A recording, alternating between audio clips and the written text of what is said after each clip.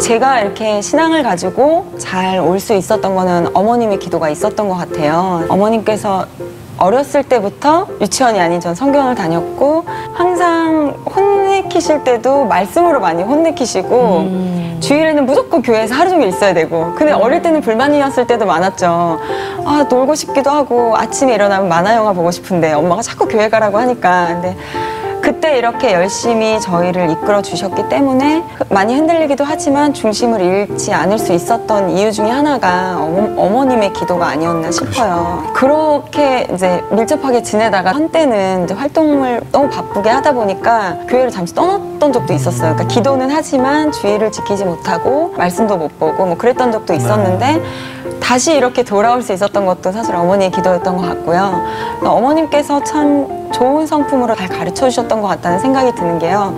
어릴 때 친구랑 한번 싸우고 집에 온 적이 있었어요. 집에 와서 울면서 엄마한테 싸웠다고 막 얘기를 했는데 아빠는 누가 그랬냐고 괜찮다고 저를 위로해주고 달래주셨고 저희 엄마는 오히려 저를 혼내시면서 왜 친구랑 싸우냐고 네가 좀 더 배려하고 양보했으면 되지 않았냐 그러면서 저를 돌려보냈어요. 그 집으로. 가서 어머님께 그 친구 어머님께 죄송하다고 말씀드리고 와라. 그리고 친구랑 화해하고 와라. 나쁘게 보이는 거예요. 나도 힘들고 그런데 엄마가 위로해주지도 않고 저를 오히려 혼내키시니까 해서 결국 제가 그 집에 가서 그 어머니께 죄송하다고 말씀을 드리고 오히려 친구 어머니께서 괜찮다고 이렇게 해주시고 저를 돌려보내셨어요. 그러니까 그때는 사실 초등학교 때였거든요. 굉장히 어렸을 때인데 엄마 원망도 많이 하고 밉기도 하고 그랬는데 지금 생각해보니까 지금도 그런 말씀을 하시는데요. 나는 너희들이 집에서 사랑받는 아이보다는 나가서 사랑받는 아이로 키우고 싶었다. 나는 내 자식이기 때문에 뭘 해도 이쁘지만 다른 사람이 봤을 땐 그렇지 않다. 그렇기 때문에 나가서 더 잘하고 더 배려하고 양보해야 된다. 그런 말씀을 하시더라고요. 그런 마음으로 또 우리를 가르치셨구나 라는 생각이 들면서 정말 존경스러웠어요. 사실 엄마가 나의 멘토가 되기는 좀 쉽지 않은 일이잖아요. 근데 저는 저희 엄마가 제 삶의 멘토예요. 성품이나 이런 부분도 많이 닮아가고 싶어요.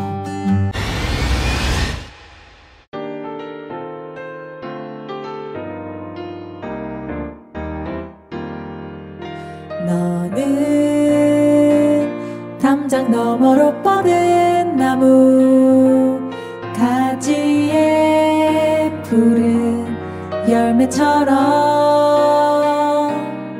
하나님의 귀한 축복이 삶에 가득히 넘쳐날 거야. 너는 어떤 시련이 와도 능히 이겨낼 강한 팔이 있어.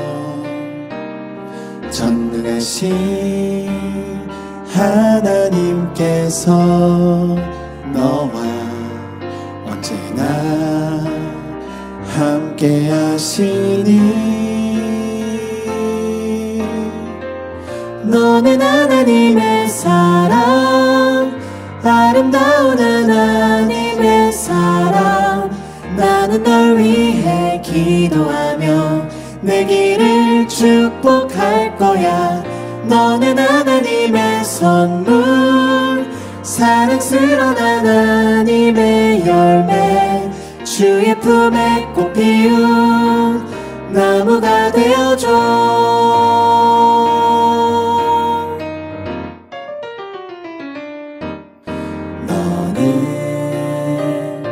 담장 너머로 뻗은 나무 가지에 푸른 열매처럼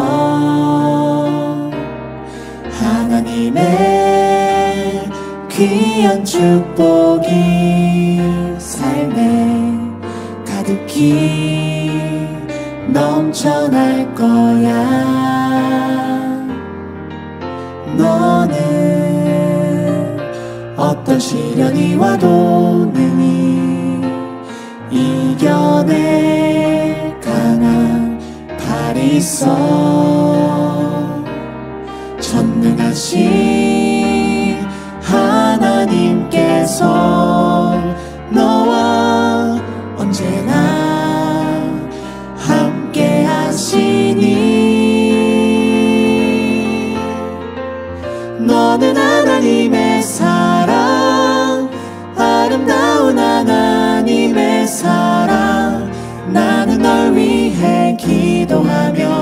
내 길을 축복할 거야.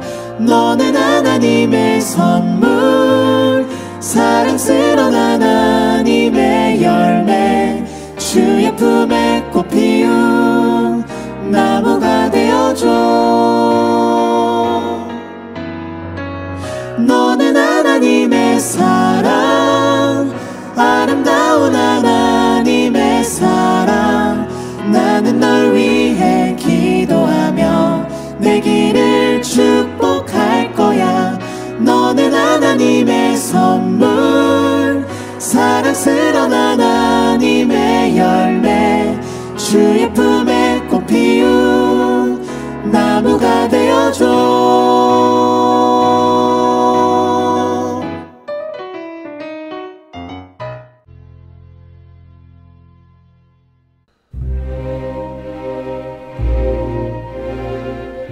이 일 후에 어떤 사람이 요셉에게 말하기를 내 아버지가 병들었다. 하므로 그가 곧 두 아들 므낫세와 에브라임과 함께 이르니 어떤 사람이 야곱에게 말하되 내 아들 요셉이 내게 왔다. 하매 이스라엘이 힘을 내어 침상에 앉아 요셉에게 이르되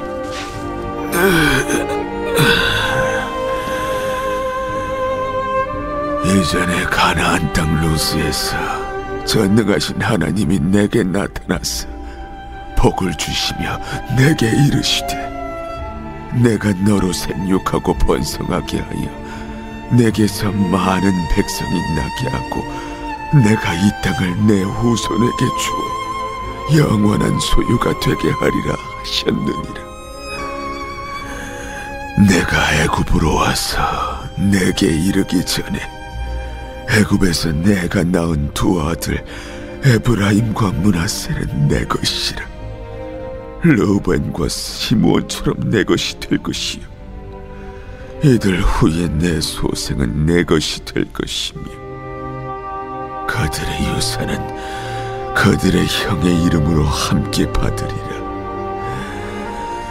내게 대하여는 내가 이전에 밧단에서 올 때에 라헬이 나를 따르는 도중 가나안 땅에서 죽었는데 그곳은 에브랏까지 길이 아직도 먼 곳이라. 내가 거기서 그를 에브랏 길에 장사하였느니라. 에브랏은 곧 베들레헴이라. 이스라엘이 요셉의 아들들을 보고 이르되 이들은 누구냐? 이는 하나님이 여기서 내게 주신 아들들이니이다. 그들을 데리고 내 앞으로 나아오라. 내가 그들에게 축복하리라. 이스라엘의 눈이 나이로 말미암아 어두워서 보지 못하더라. 요셉이 두 아들을 이끌어 아버지 앞으로 나아가니 이스라엘이 그들에게 입맞추고 그들을 안고 요셉에게 이르되 내가 내 얼굴을 보리라고는 생각하지 못하였더니 하나님이 내게 내 자손까지도 보게 하셨도다. 요셉이 아버지의 무릎 사이에서 두 아들을 물러나게 하고 땅에 엎드려 절하고 오른손으로는 에브라임을 이스라엘의 왼손을 향하게 하고 왼손으로는 므낫세를 이스라엘의 오른손을 향하게 하여 이끌어 그에게 가까이 나아가매 이스라엘이 오른손을 펴서 차남 에브라임의 머리에 얹고 왼손을 펴서 므낫세의 머리에 얹으니 므낫세는 장자라도 팔을 엇바꾸어 얹었더라. 그가 요셉을 위하여 축복하여 이르되 내 조부 아브라함과 아버지 이삭이 섬기던 하나님, 나의 출생으로부터 지금까지 나를 기르신 하나님, 나를 모든 환난에서 건지신 여호와의 사자께서 이 아이들에게 복을 주시오며 이들로 내 이름과 내 조상 아브라함과 이삭의 이름으로 칭하게 하시오며 이들이 세상에서 번식되게 하시기를 원하나이다. 요셉이 그 아버지가 오른손을 에브라임의 머리에 얹은 것을 보고 기뻐하지 아니하여 아버지의 손을 들어 에브라임의 머리에서 므낫세의 머리로 옮기고자 하여 그의 아버지에게 이르되 아버지여, 그리 마옵소서. 이는 장자이니 오른손을 그의 머리에 얹으소서. 그의 아버지가 허락하지 아니하며 이르되 나도 안다. 내 아들아, 나도 안다. 그도 한 족속이 되며 그도 크게 되려니와 그의 아우가 그보다 큰 자가 되고 그의 자손이 여러 민족을 이루리라. 그날에 그들에게 축복하여 이르되 이스라엘이 너로 말미암아 축복하기를 하나님이 내게 에브라임 같고 므낫세 같게 하시리라 하며 에브라임을 므낫세보다 앞세웠더라.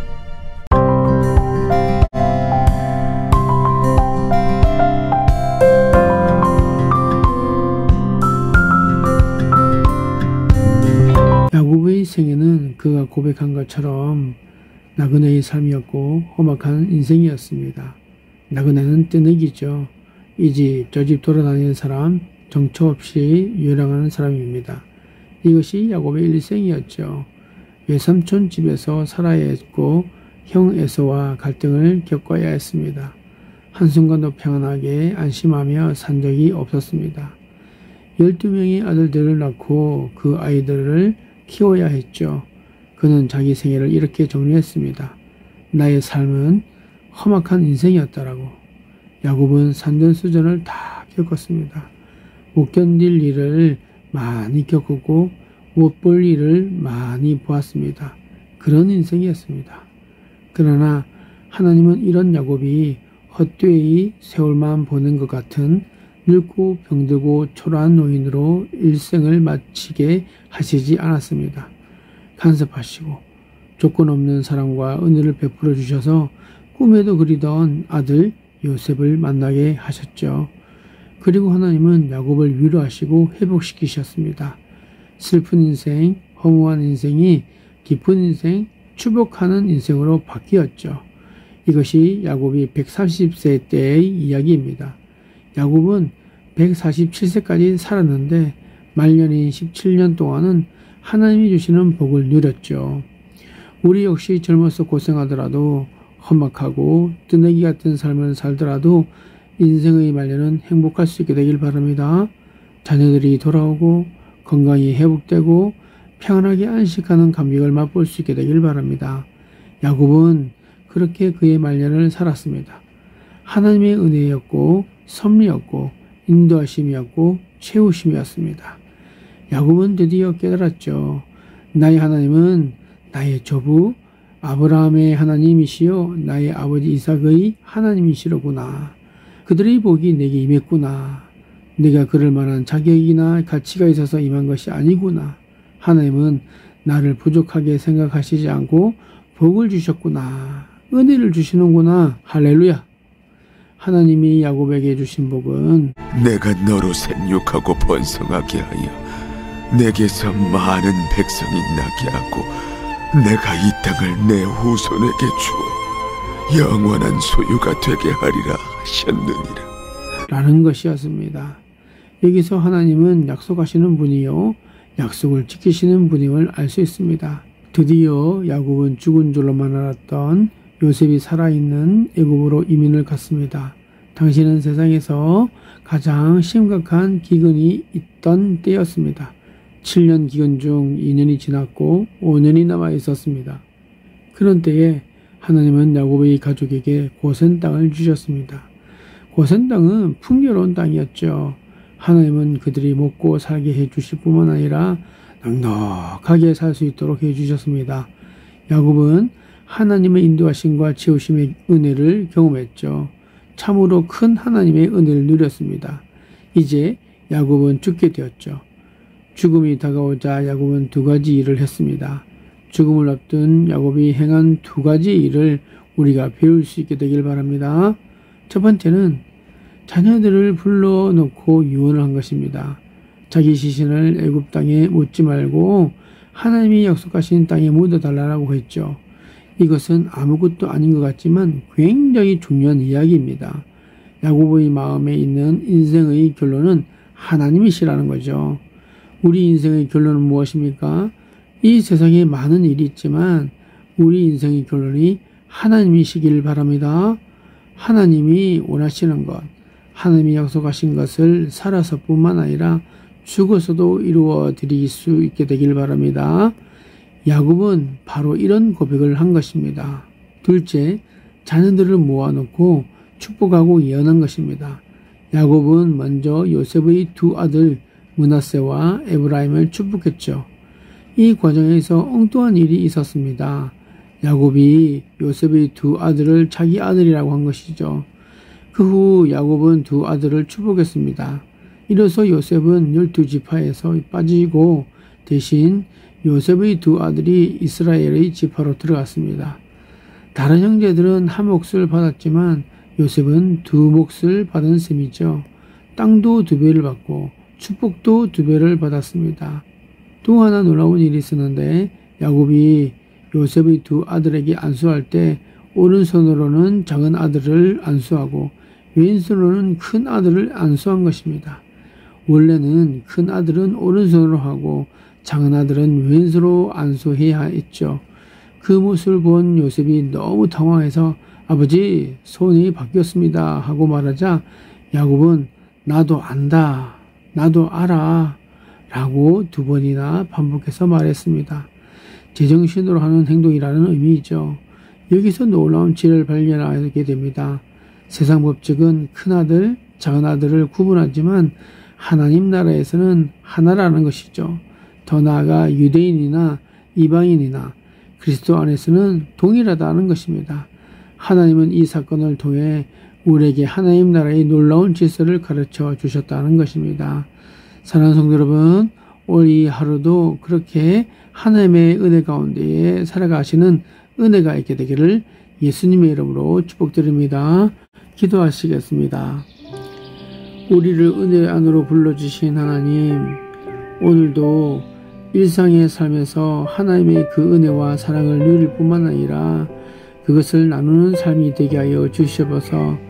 하나님 나라는 신앙인들의 모임 안에만 있는 것이 아니라 하나님의 주권과 사랑의 통치가 미치는 모든 곳에 모든 사람의 삶의 자리에 있음을 오늘도 생활 속에서 인정하며 살아가게 하여 주시옵소서. 우리가 교회 공동체나 성도들의 교제 가운데 있는 충만한 기쁨을 누리면서도 그 안에만 안주하지 않게 하여 주시옵소서. 우리의 이런 태도가 하나님의 나라를 소위 교회 안에만 가두어 버리는 모습임을 고백합니다. 일상의 삶이 하나님의 나라를 증거하고 놀라운 구원의 복음을 나누는 향기가 될 수 있도록 인도하여 주시옵소서. 우리는 부족하고 연약하고 결점투성이인 것처럼 우리 자신을 인식하는 경우가 많지만 하나님께서 바라보시듯 은혜와 사랑의 눈으로 우리 자신을 새롭게 보게 하시고 우리 삶에 하나님의 아름다움이 깃들게 하여 주시옵소서.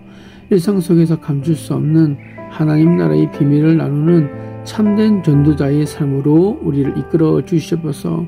이 모든 말씀 우리를 부르시고 보내시는 우리 주 예수 그리스도의 이름으로 기도드려옵나이다. 아멘.